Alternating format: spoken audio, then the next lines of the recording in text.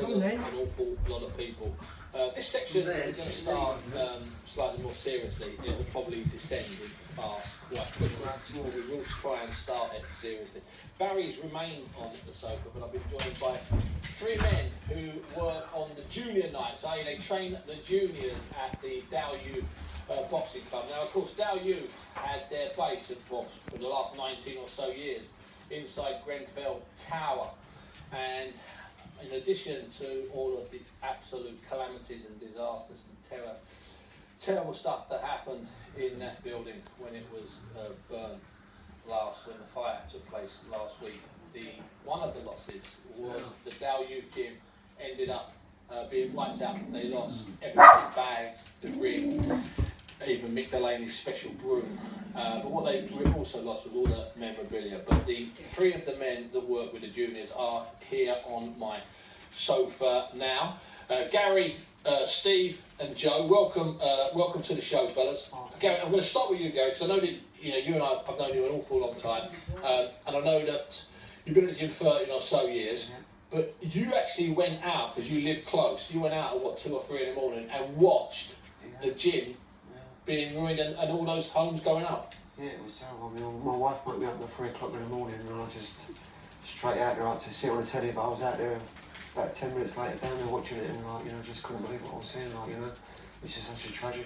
Now, of course, thankfully, none of your boxers, senior or junior, were inside the building, but there was one man in the building who had 3 sons go through the building. That's Tony Disson, up on the 22nd floor, and he has been confirmed dead. He's been confirmed dead now, when we heard the news, we was devastated.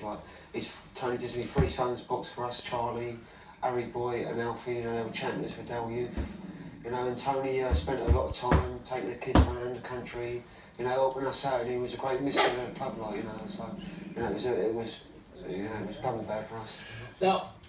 Now, Joe, you weren't actually in the gym on the night, because it was a senior night, wasn't it? But so you were meant to be in the gym on the actual night, the day of the fire itself. Yeah, on a Wednesday, we were due to come in and train the kids from around about 5 till 7 o'clock, we usually do.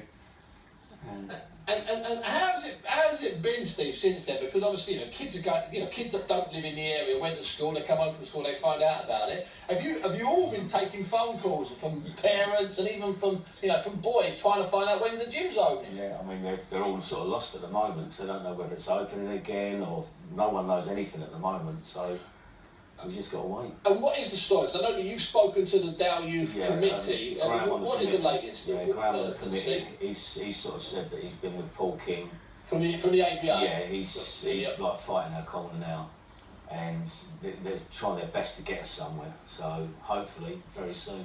Because you're actually out of the building for about 2 seasons, weren't you? Whilst they were refurbishing and sticking up that damn cladding. Exactly. Yeah. I mean, we was out there for 2 seasons or so, and we was stuck in an old damp car park, and we went back there 4 months. We was in there, and these tragedies happened, state of the art equipment and everything, just gone. So when I think we've got a picture of when you moved back in, not the opening night, but when you moved back in. I mean, is that a normal night, Joe? Is that a normal night? Or is that just an average night? Pretty much, the numbers fluctuate, but we can get 30 to 40 kids in at a time, really. We've got 2 rings, so we've got lots of sparring in, bag work, skipping and that. So they're always busy. And Mick Delaney, who runs the senior section, who's been there about 30 odd years, he's got the same thing, 40 or 50 boxes. So between the seniors and the juniors, have you got, as we call it, 50 or so carded boxes, maybe even 60 carded boxes? Probably more than that, actually, carded, ready to box, out to go. We've got females, we've got juniors, seniors, all ready to go, and we've got a gym full of kids, ready to get ready to go. And no home to go to, at the moment. So, and you've got to get a proper home. You can't just have a temporary 1 night a week gaff, can you? No, we want a permanent gaff, so we want what we had when we want like for like. That's what we deserve. We've been here a long time. The kids have lost their home. I know, the parents, the people have lost their houses, but our kids have lost their home as well with the gym, and we want to get back to where we was, a bit quickly as well. What did you think when you found out, Steve? When you woke up in the morning?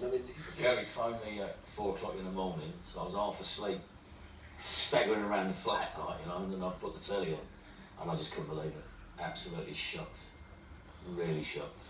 And last, I was with you a couple of days ago on that bit of grass of White City, which was a bit unnerving because you could see the tower in the background, couldn't you? Half a mile, no, it's hard to hide it, half a mile away, 24 stories of black torch building. But when we were on that grass that day, of all those kids, it seemed to me that a lot of the parents and a lot of the young boxers were just relieved to see each other.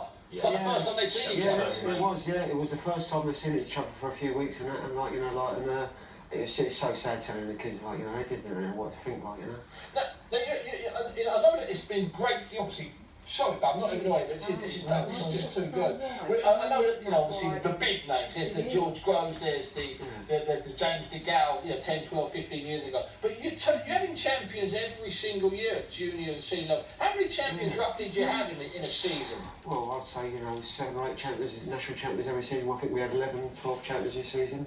You know, we've been producing them for years, like with the likes 20 odd years, isn't it? Yeah, you know, I mean, since George and Chunky have moved on, there's been a lot more since that. Like, you know, you've got Daniel Dubois, who we know about Daniel, and Zach Cherry. We've got Dan Keenan, who's unbeaten fighter.